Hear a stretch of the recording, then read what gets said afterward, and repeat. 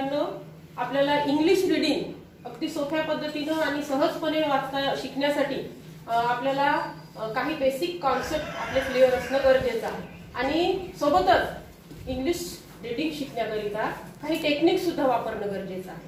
तर मग ह्या टेक्निक्स कोणत्या पद्धतीने आपण लवकरात लवकर इंग्रजी शिकू यासाठी आपण प्रथमतः आपल्याला इंग्लिशचे जे अल्फाबेट आहे त्यांची नावं काय आणि त्यांचा आवाज काय हे माहित असणं गरजेचं आहे. तर how many alphabets in English? 26. How many vowels? 5 vowels. तर जे आपले कॉन्सोनंट्स आणि व्हावेल्स आहेत त्याचे आपल्याला काय करावं लागेल? 3 पार्ट्स करायचे. Consonant part 1, consonant part 2 and vowels असे 3 पार्ट करायचे. 26 अक्षरांचे, 26 लेटर्सचे. आणि ते कोणते आहेत 26 लेटर, त्यांची नाव काय आणि त्यांचा आवाज कसा आहे हे पहिले पाहायचं. तर त्याकरिता आपण आता सर्वात आधी कॉन्सोनंट पार्ट 1 म्हणजे व्यंजन भागे याच्यामध्ये कोणते लेटर्स येतात आणि त्याचा आवाज कसा आहे हे आपण पाहू. आणि हे आहे बी आणि याचा आवाज येतो जसं बी येते बॅग, बॅग बोलतो की नाही आपण. तर याचा आवाज काय येतो? त्याच्यानंतर हे कोणतं अक्षर आहे? डी आणि याचा आवाज येतो ड. जसं डीओची डॉग. पुन्हा कोणतं येईल सगळं अक्षर? पुन्हा डॉक्टर. म्हणजे आपल्याला डी लेटर जिथे जिथे येते तिथे कोणता आवाज येतो? ड. आता बघा कोणतं अक्षर आहे? आणि याचा आवाज येतो फॅन, फ्रॉग, फिश. म्हणजे हे जे अक्षर आहे हे वाचताना एफ पासून सुरू होतात आणि हे वाचताना आपला आवाज कसा निघतो? फ. एफ फ, एफ फ.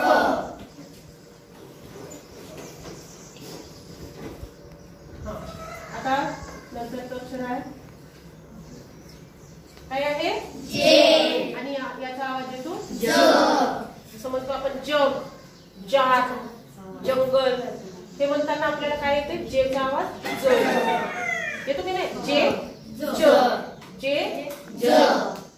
केचा आवाज येतो क. म्हणतो की नाही? किंग, काई, काकी आहे किंग, काई. असं म्हणताना आपण केचा आवाज काय येतो? क. केचा आवाज क. हे अक्षर आहे एल आणि याचा आवाज येतो ल. एल ल, एल ल, एल ल. हे अक्षर आहे एम आणि याचा आवाज येतो म.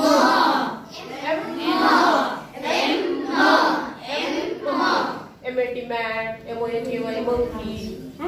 हे याच्यापासून सुरू होणारे जे अक्षर असतात त्याचा आवाज येतो म. एन याचा आवाज येतो न. एन न. बघा हे अक्षर आठवण ठेवणं अगदी सोपं आहे कारण यांचा आवाज जो आहे तो या अक्षरामध्येच लपलेला आहे की नाही? याचा या अक्षराचा या लेटरचा जो आवाज येतो तो कुठे आहे? या अक्षरामध्येच लपलेला आहे. एन न. एन न.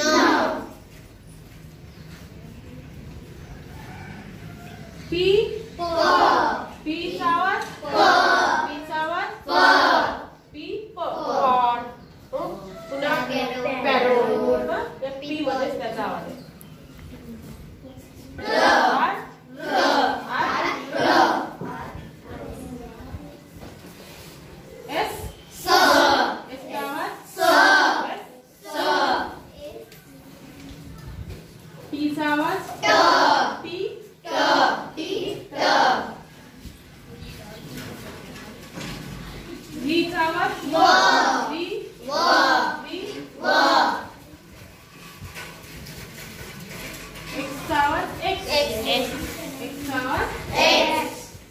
आणि झेडचा आवाज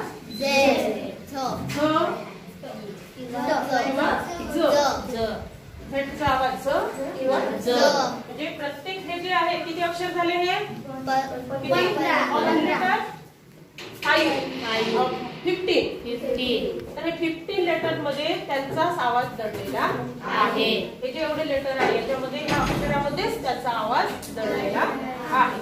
तर हे लक्षात ठेवायचं की ह्या अक्षरांचे आवाज त्याच्या नावामध्येच आहे, त्याचं नाव आणि त्याचा आवाज हे एकत्र आहे, म्हणून हे लक्षात ठेवायला अगदी सोपं.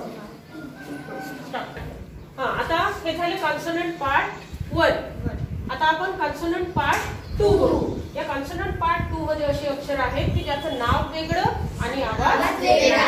याच्यामध्ये नाव आणि आवाज सारखाच होता, परंतु आता अशी काही अक्षर आहेत इंग्रजीमध्ये की त्याचं नाव आहे वेगळंच आणि आवाज येतो वेगळा. अशी कोणती अक्षर आहेत आपण बघूया. सी, सी चा आवाज येतो सी चा आवाज. त्याच्यानंतर हे आहे जी आणि जी चा आवाज येतो ग. गोड, जिओटिक गोड, जिओ गड म्हणतो की नाही, तर म्हणजे जी चा आवाज येतो ग. त्याच्यानंतर एच, एच चा आवाज येतो ह. एच हॅट, हट म्हणजे एच चा आवाज येतो ह. त्याच्यानंतर